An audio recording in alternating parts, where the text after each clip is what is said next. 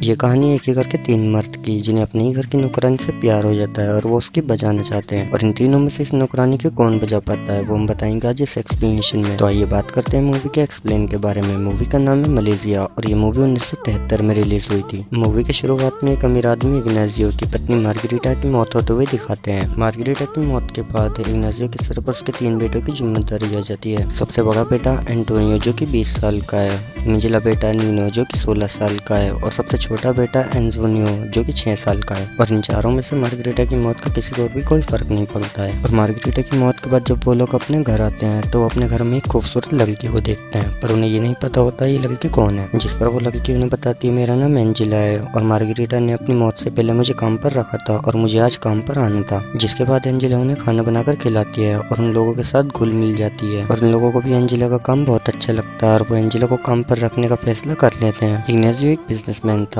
जो कि काफी अमीर आदमी होता है और उसकी पत्नी की मौत के बाद एक विधवा औरत उनके घर से संबंध बनाना चाहती है जिसका नाम होता है कोरालो। कोरालो इग्नाजियो के साथ शादी करना चाहती थी, लेकिन नीनो कोरालो की इस हरकत को कुछ और ही समझ लेता है और वो कोरालो को गलत जगह छूने लगता है। लेकिन कोरालो भी नीनो को कुछ नहीं कहती और वो उससे मजे लेने लगती है। और इसके अलावा नीनो एंजिला के लिए हर रोज घर पर एक गुलाब छोड़ता था। एंजिला को ये तो नहीं पता होता ये कौन करता है, लेकिन उसे बहुत अच्छा लगता है और वो ये सोचती है कि उसे घर के लोगों में से कोई पसंद करता है। और एक दिन जब नीनो अपने दोस्तों के साथ फुटबॉल खेलने जाता है तो उसके सामान पर चोट लग जाती है और जब वो घर आता है तो एंजिला उसके सामान पर पट्टी कर देती है। और नीनो के दिमाग में जब से एंजिला के लिए गंदे गंदे ख्याल आने लगते हैं। और दूसरी तरफ इग्नाजियो भी एंजिला को छुप छुप कर देखने लगता है और उससे प्यार करने लगता है। और इस तरफ मौका मिलता है एंटोनियो भी एंजिला को छेड़ने लगता है और इसी तरह घर के तीनों मर्द उस पर लट्टू हो जाते हैं और उसको पेलना चाहते हैं। और एक दिन एंजिला जब अपने काम की छुट्टी लेकर कहीं जा रही होती है तो इग्नाजियो को लगता है शायद वो अपने बॉयफ्रेंड से मिलने जा रही है, लेकिन एंजिला इग्नाजियो को बताती है उसका कोई बॉयफ्रेंड नहीं। और ये सुनने के बाद इग्नाजियो मन में ठान लेता है कि वो एंजिला से ही शादी करेगा। लेकिन नीनो के दिल में एंजिला के लिए भी बहुत कुछ था और वो किसी भी हाल में उसे पेलना चाहता था। और एक दिन इग्नाजियो एंजिला को शादी करने के लिए प्रपोज करता है और एंजिला उसे हाँ कर देती है और वो भी इग्नाजियो के साथ शादी करने के लिए तैयार हो जाती है। लेकिन नीनो यहाँ ये शादी तुड़वाने के लिए नए नए नाटक रचता है और वो एक दिन रात को जोर जोर से चिल्लाने लगता है और वो सबको ये बताता है कि मेरी माँ मेरे सपने में आई थी और वो ये कह रही थी अगर इग्नाजियो एंजिला से शादी करेगा तो वो बर्बाद हो जाएगा। और ये सुनने के बाद इग्नाजियो की माँ इग्नाजियो को ये शादी करने के लिए मना कर देती है। और एक दिन नीनो एंजिला को गंदे तरीके से टच करने लगता है और एंजिला इग्नाजियो से शादी करने के लालच में उसे कुछ नहीं कहती। और इसी तरह नीनो मौका मिलते ही एंजिला को गंदे तरीके से टच करने लगता है। वो बार बार एंजिला के गलत गलत जगह पर हाथ लगाने लगता है और वो उसे पेलना चाहता है। और दूसरी तरफ इग्नाजियो भी बिना लिए नहीं रह पाता है और एक दिन वो एंजिला से कहता है मैं अपनी माँ के पास जा रहा हूँ और इस बार मैं तुम्हारी और अपनी शादी के लिए उनसे हाँ करवा कर ही रहूंगा। और वो अपनी माँ के पास अपनी माँ के गाँव चला जाता है।